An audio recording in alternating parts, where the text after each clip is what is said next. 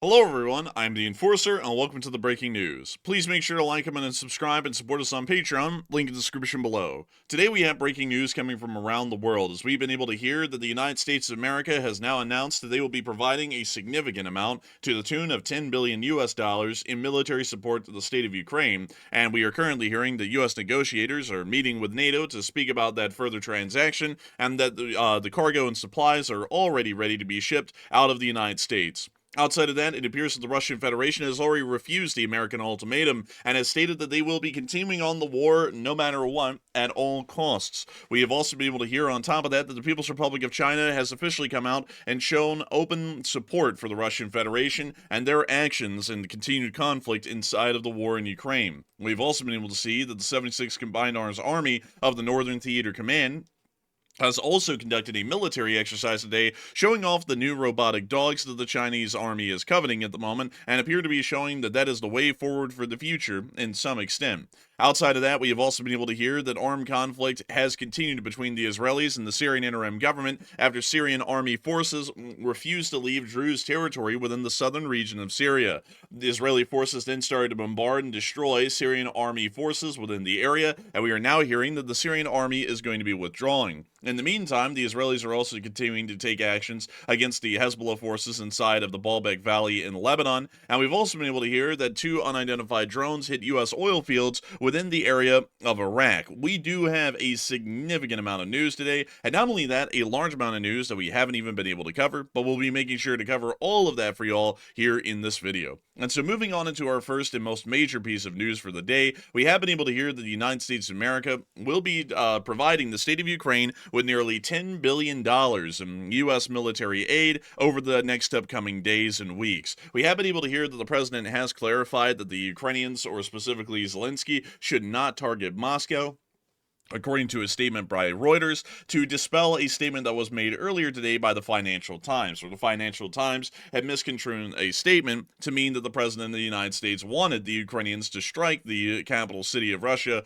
Moscow, with Western weaponry, such as the ATACMS or others. We have been able to hear in the meantime, however, that the Tomahawk cruise missile, one of the longest-range cruise missiles currently in service here in the West, may be provided to the state of Ukraine at some point in the future, as we are hearing that this missile may actually be given to the state of Ukraine. Tomahawk cruise missiles do have varying varieties of range, but it's generally safe to say that their average range can lie anywhere in between 1,000 to 1,250 miles, meaning that this missile would not only threat the Moscow area, but far beyond the Moscow area. In fact, this missile does have the ability, at least at the moment, if fired directly from the Ukrainian border, to reach all the way to the cities of Yekaterinburg and Chelyabinsk, which are technically inside of the continent of Asia due to their depth inside the Russian Federation and the fact that they are east of the Ural mountain ranges. We have not been able to get any confirmation that a Tomahawk cruise missile would be provided yet, but it certainly is showing a significant shift, at least at the moment, for the United States to be able to provide any military or technical support to the state of Ukraine to be able to help them to continue to fight the battle against the Russian Federation.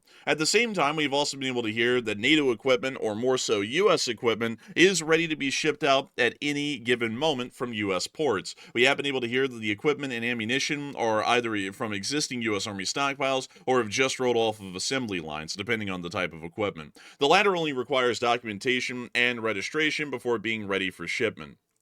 It does seem that at the moment, it is incredibly clear that the United States is gearing up to provide a significant amount of support to the state of Ukraine and their ongoing war effort to defeat the Russian Federation and to be able to liberate their occupied lands from Russian control.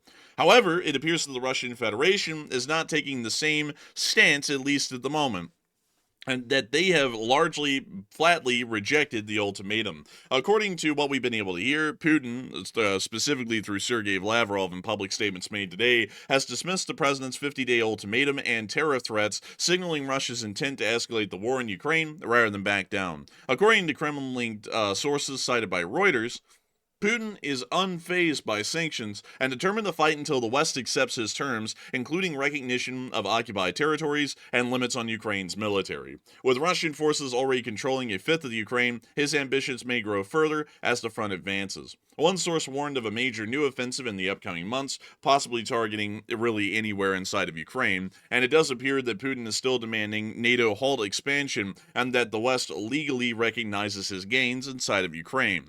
It's wildly clear, really more so pressingly clear at this point, that the Russian Federation is not looking at backing off of this war anytime soon, and as a matter of fact is more than happy with continuing to press it forward. No matter what the statements are made or what amount of support provided to Ukraine, they are going to try and push the conflict forward. What is even more shocking than this is that the People's Republic of China has actually made an official statement today showing their true colors in support of the Russian Federation, as according to a meeting with Lavrov, Xi Jinping stated the need to strengthen military support and emphasized that trust between Beijing and Moscow has deepened. This statement came after the President of the United States threatened to impose 100% tariffs on goods from countries trading with Russia, including China, if Putin does not agree to peace within 50 days. This is making it more pressingly clear that an axis powers has certainly started to emerge within the world, and that the People's Republic of China is the major financial and military backer of most forces that are hostile to the United States or Western interest at large at this point, as the People's Republic of China appears to attempt to reverse the situation in the world and see that they will become the leader of the larger and significant spheres of influence in the world currently.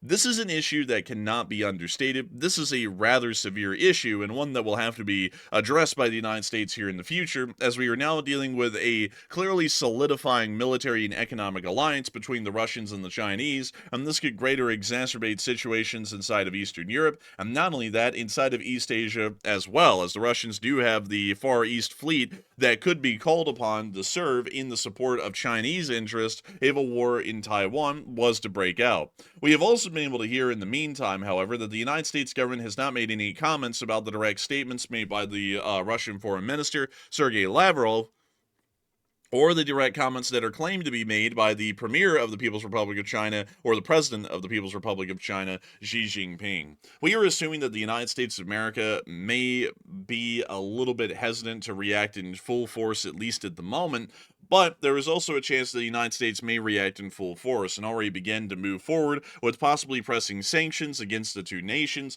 and also moving towards preparing for wartime production to bolster the amount of support and fighting abilities in the U.S. military, and also to support and bolster our allies in their fighting abilities overseas inside of Europe and East Asia. Nevertheless, we have been able to see that the People's Republic of China has attempted to show off their military might today in an exercise of the 76th Combined Arms Army, which is inside the northern area of the People's Republic of China within the Northern Theater Command. We can actually see that in this clip, they showed off some of the new technology that the 76th Combined Arms Army is beginning to use, including that of their robotic dogs, FPV drones, and others.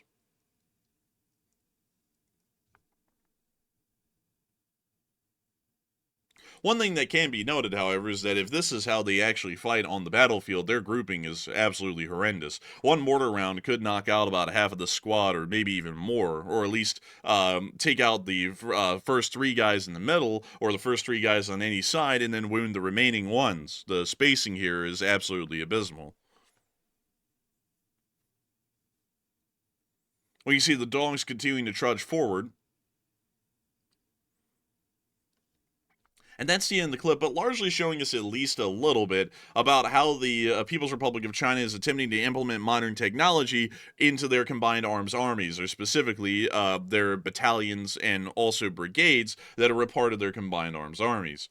Nevertheless, we have a feeling that the People's Republic of China is attempting to front a little bit on this, because we do understand that a lot of the brigades inside of most of China's combined arms armies are usually fairly antiquated and do not have an extremely high amount of modern technology at their disposal. So we're generally assuming that that would largely be the case, that this is an outlier more so than the norm for the People's Republic of China's People's Liberation Army. Nevertheless, moving on outside of China, however, and back on into the Russian Federation, we have been able to hear that apparently flooding has now started to affect the Moscow area. While Lavrov was making his statements that the war would continue, it appears that the streets of Moscow weren't. And of course, there's a famous Russian car alarm. We cannot have a video of a Russian street without a car alarm.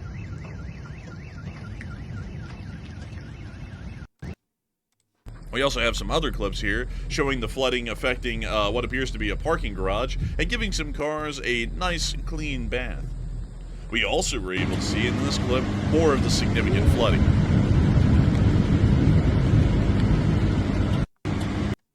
That's the end of those clips, but still, a very interesting note, and once again showing us that the Russian Federation is having some minor issues, at least within the capital city.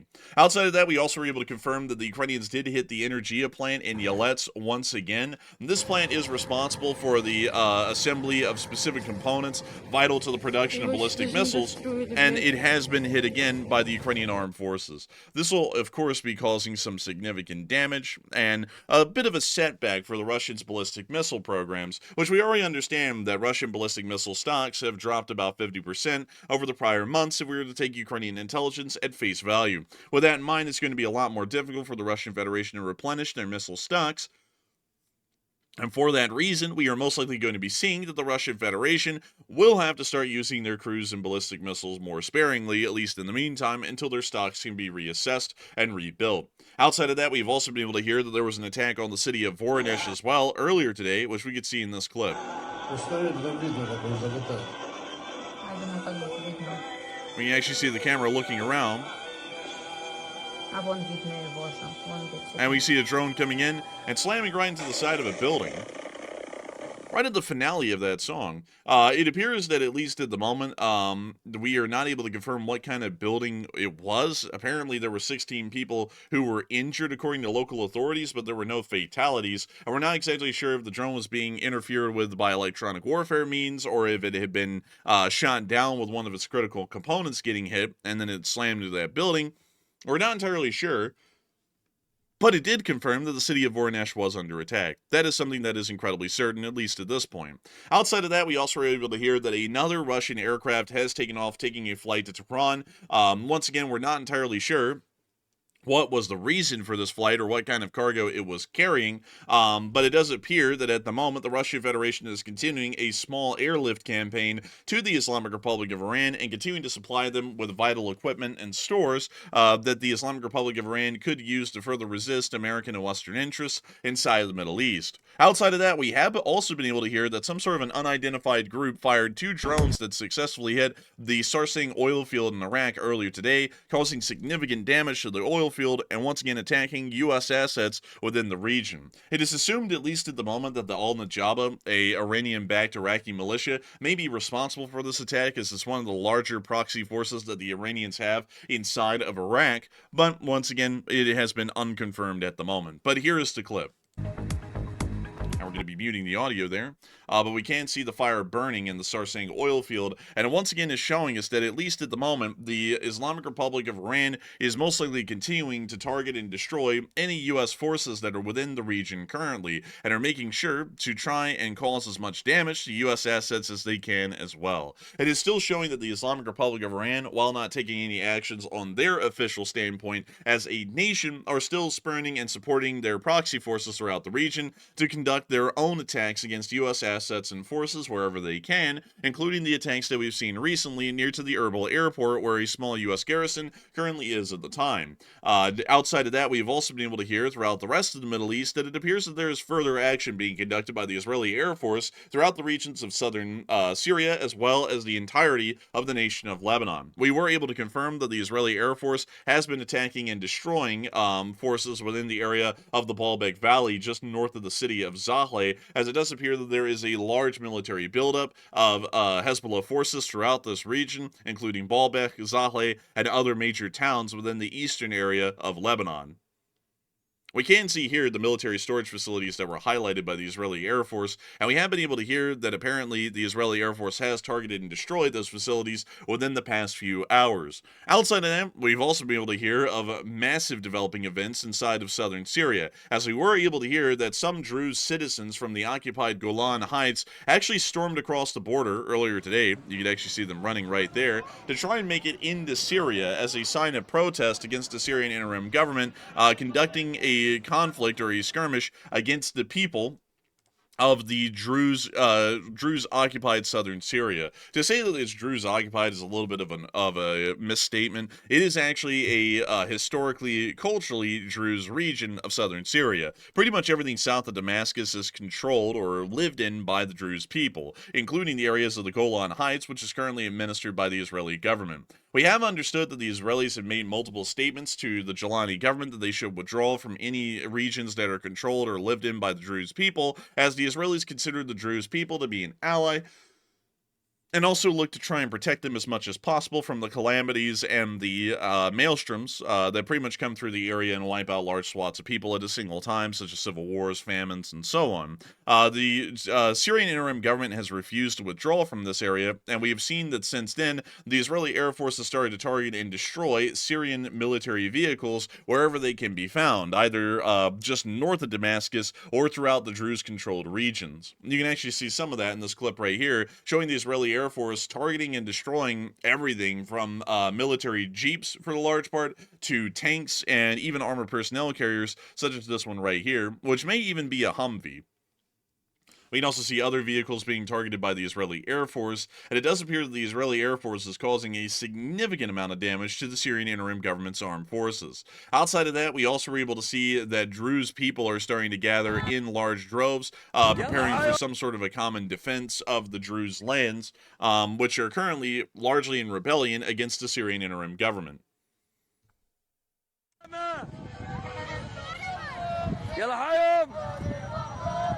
ايوه الله وسويدة يا عمي سويدة يلا حيوم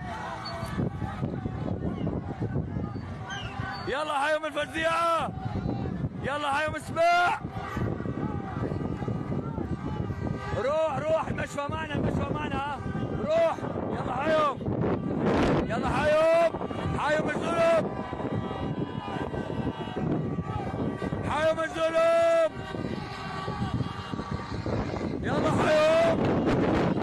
From what we understand, this is one of the main roads heading to As-Suwaida, which is pretty much the major city of the Druze people within the southern region of Syria.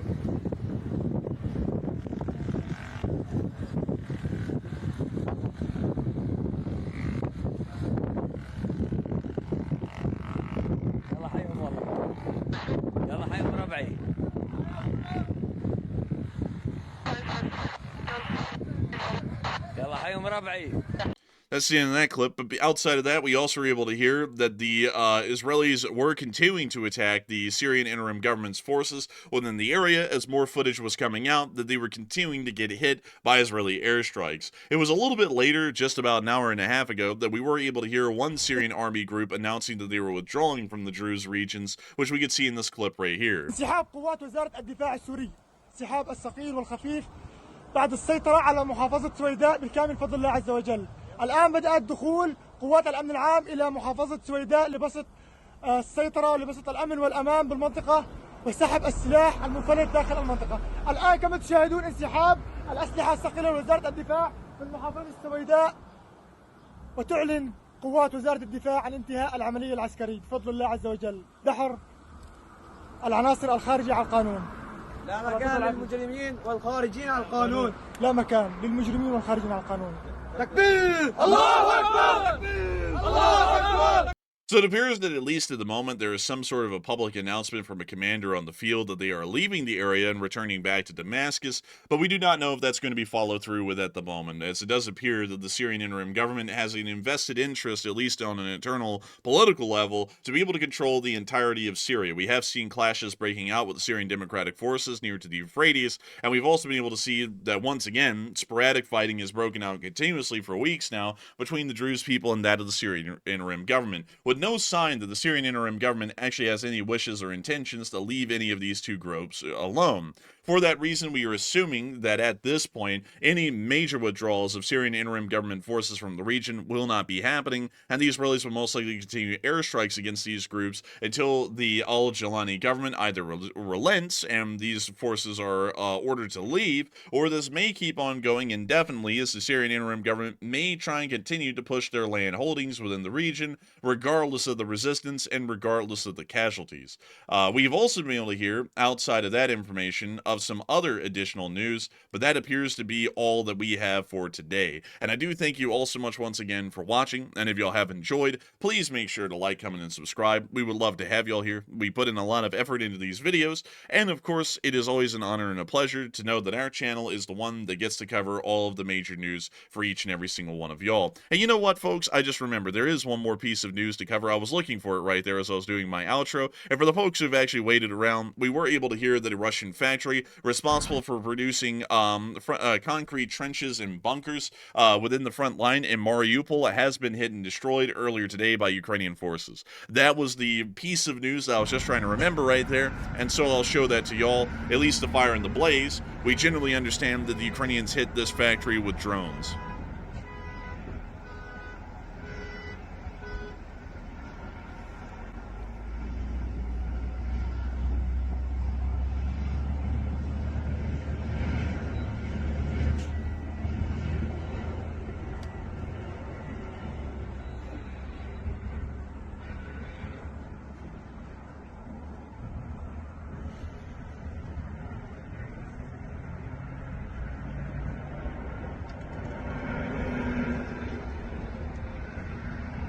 And that's the end of the clip, but still, very nice to see the Ukrainians were able to hit a factory that is responsible for helping the Russians to build their defensive positions within southern Ukraine. And on that note, that really is all of the major breaking news that we have today. I have to thank you all so much once again for watching up until this point. I hope that you all have enjoyed the news that we've covered, and of course, we love to know that we are y'all's primary source of news. If y'all have enjoyed this video up until this point, and you would like to let us know in the comment section below, please make sure to put a little Ukraine in the comment section below. Just put Ukraine in the comment section below to let us know that you've watched this video and you've enjoyed it up until this point, and hopefully you're happy to hear that the United States will be getting back into the full swing of supporting the state of Ukraine against the Russian Federation's illegal invasion. Nevertheless, I do thank you all so much once again for watching, and we will see y'all tonight on stream at 10 p.m. Eastern Time, or we will see you all in the next one. Of course, take care, and thank you all once again for watching.